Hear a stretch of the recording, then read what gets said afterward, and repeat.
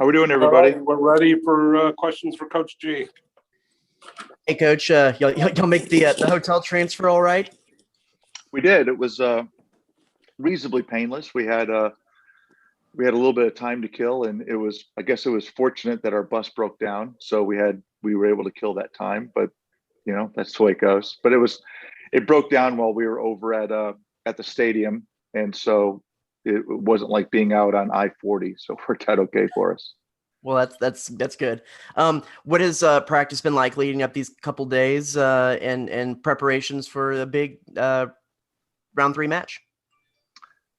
It's been all right. We've today we were at a park facility here in Raleigh. Field wasn't very good, so training session was not as crisp and clean as we want, just because we were having to deal with a pretty poor surface and everything else. But tomorrow tomorrow and yesterday we trained at the Wake Med complex, which are great fields. So looking forward to getting back out there tomorrow.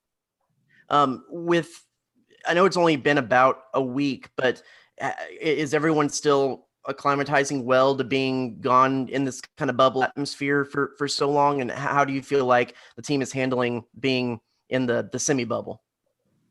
They're doing fine with it. Really right now, the biggest stressful issues that we have is that the ladies are going through final examinations. So, you throw final exams onto the fact that you have to do it remotely. You have to do it in a new environment that adds just a little bit more stress to them. And plus just kind of being out of their usual comfort zone of being back on campus or wherever they would usually be taking care of their academics. That's clearly a challenge to them. But and I know some of them have been, just really, really focused on that. So I'm hoping we can get these done and that they'll do well and they can get it behind them so that they can kind of, know that they're going to do well on their grades again, so that we can focus on doing well on the pitch on Wednesday morning.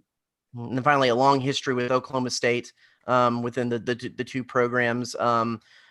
Always a little bit special to renew a little bit of a rivalry when you get to this point in this season. Yeah, and I think this is a real good rivalry that we have with them. Number one, we are as far as the coaches, they're friends of ours. We respect them and how hard they work, and so going into the game, we really have nothing but respect and admiration for them. I'm glad that we're playing them instead of someone that we don't respect or we don't appreciate. And the games have always been tough, even though we have a pretty wide lead in number of wins over them. It's still an issue where at least the last 5 times we've played have all been very, very tight games, and I expect nothing less on Wednesday. I think it'll be a very close game. Thanks, Coach.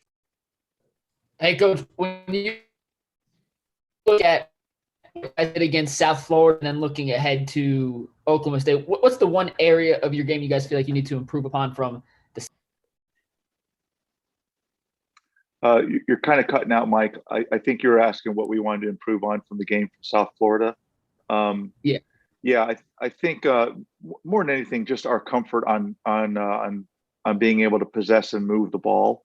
The surface that we're going to play on Wednesday is a little bit better than what we played on in Greensboro. That will help us out with that.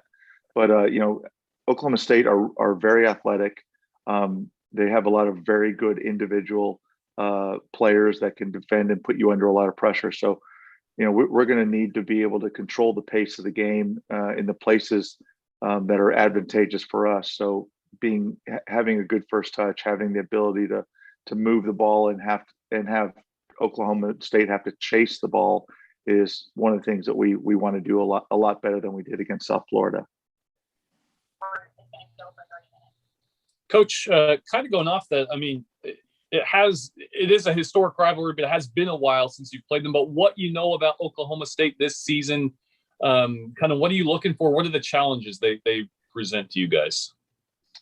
Well, we know them very well. We follow, because typically the way the NCAA tournament goes is, the first few rounds you play against people that are kind of in your geographic region, and so OSU is always one of those teams that we could face. And again, they're friends of ours, so you can't kind of keep track of how things are going.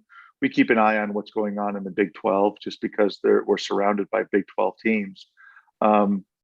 So they've really been good. They had only one glitch on their season, and that was the loss that they had to TCU. But again, that's partly because TCU is really good. They're very dangerous on the break. So they've got a Coleman up front, I think, whose father played for the Jets, if memory serves. She's a great athlete, tall, lean, has a great change of pace, and she's someone who can turn and go all by herself. And she did that in the game, in the second round game for them, when they played South Alabama in the second round, and I think a lot of us thought it was going to be a pretty close game. But they crushed them. They absolutely crushed them. It was 7-0, and it could have been 12.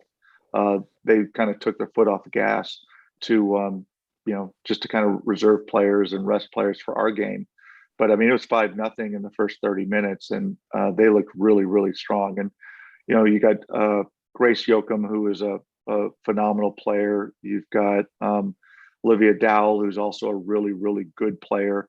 And their defenders are athletic and tough, and so they're always a hard team to play against, just because they match up so well against their opponents. And that'll be one of the things for us is, can we break down a team that's organized and very athletic? The good news for us is that we play in a league that's the MO of our league. So it's not something that we haven't seen before, but it will definitely be a big challenge for us. Awesome. Thank you, Coach. Sure. Hi, Coach. Jennifer Streeter with Battalion. How are you doing today? I'm great, thank you. So I was just wondering, with you guys advancing to the Sweet 16, with such a young and talented roster, how do you think that shows the potential of y'all's program and your team?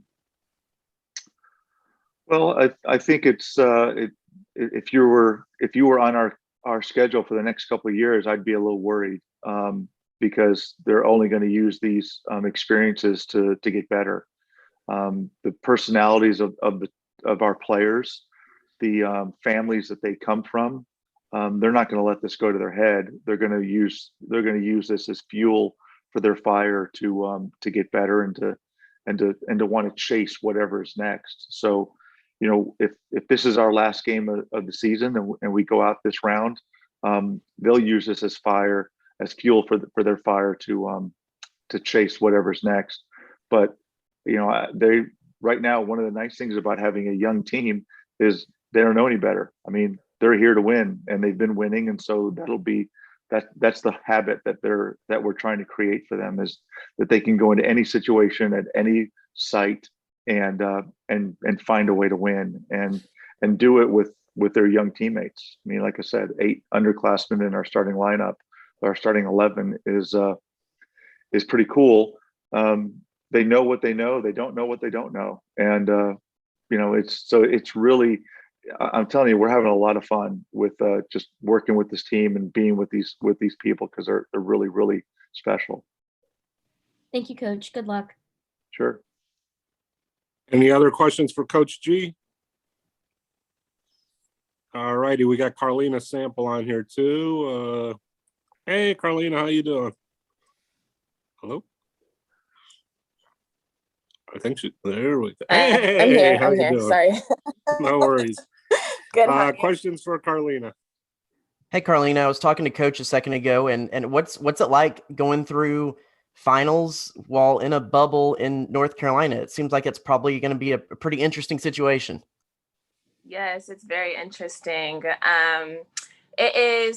It requires a lot of discipline and responsibility to make sure you are on top of all your schoolwork. The team has been very good with emailing our professors. The coaches have been very good with working around our final schedule, as well as practices and COVID testing and everything that we have to do while in the bubble. So everyone's been very proactive with just making sure that we're focused on the tournament as well as focused on finishing our academics from the semester.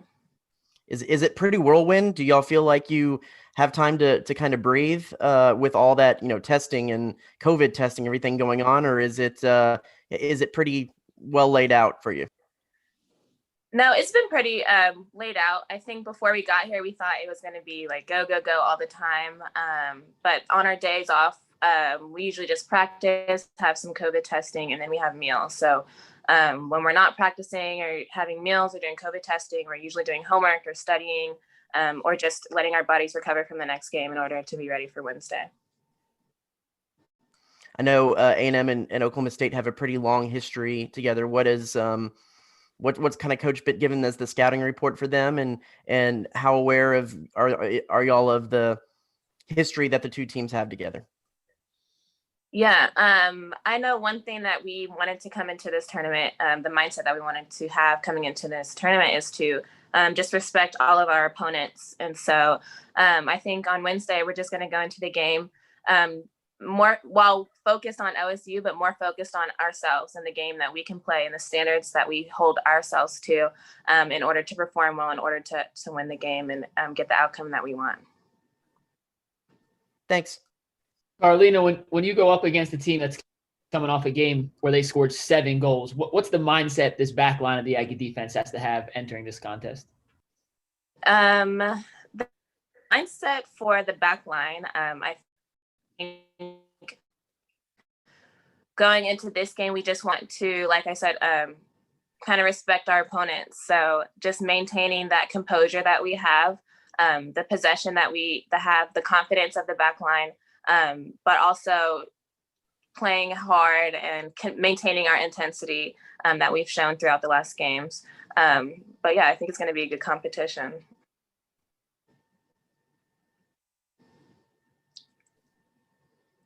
Anything else for Karlina? Oh, sorry. I'll go. Hi, Karlina. Jennifer Streeter with TexAgs. How are you doing today? Good. How are you? I'm good. So I'm going to be boring, and I'm going to give you the same question I gave Coach G, which was basically I'll just say it again, is how do you think, with you guys advancing to the Sweet 16 with such an overall young and talented roster, how do you guys think that shows the potential and the future of Texas A&M soccer? Sorry, can you say that again? It kind of broke up. Like right when you started in the middle. So just with you guys advancing to the Sweet 16 with such a young and talented roster, how do you guys think that shows the potential and future of Texas A&M soccer? I think that a lot of people look into a young team and automatically think like associate it with negative thoughts and just us being young and lack of experience. But I think our team is unique in that although we are young, we're very focused, and that we have maintained a standard on the team that they have grown into, being interested in maintaining. I think Coach G did say it best, is that that while we are young, we do have fire, we do have energy, we do like to compete. And so I think while people are focused on our age and lack of experience in our team being young, they often forget that we are still competitors. We're still athletes. We still like to win, and we're still going to play hard and put our best foot forward. Absolutely. Thank you, Karlina. Good luck. Hey, Karlina. Ryan Faulkner with the Battalion. Thank you.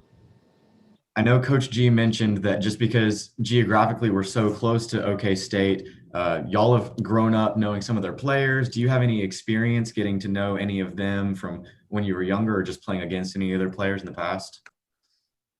Yeah, I know a couple of them from club and other sports. I think it's cool. I think it's cool playing against teams where you know people, because it makes it a little bit more personal but in a respectful kind of way. Like, you respect them as an athlete, you respect them as a competitor. And so just being able to go against competition with the same mindset as you, I think, it's going to be a very, very good game on Wednesday.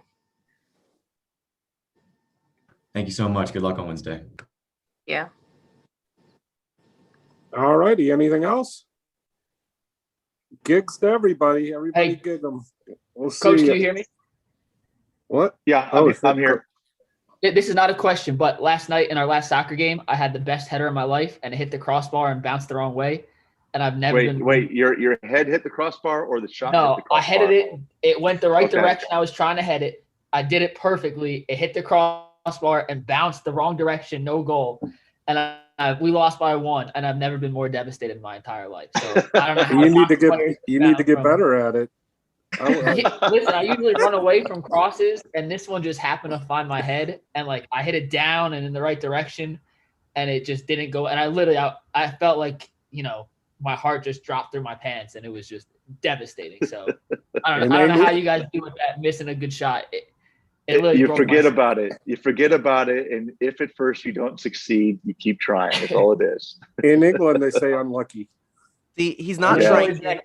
He's not trying again because he's not playing in our summer season. So he just missed a You've shot. been He's relegated. quitting. Yeah. Been relegated out. I've been relegated. I'm like the Super League. I got disbanded after one bad idea. So good luck, Thanks, Coach. guys. All righty, gig them. Bye. Thanks, Have a guys. good one. Talk to you later. Bye bye. Whoop.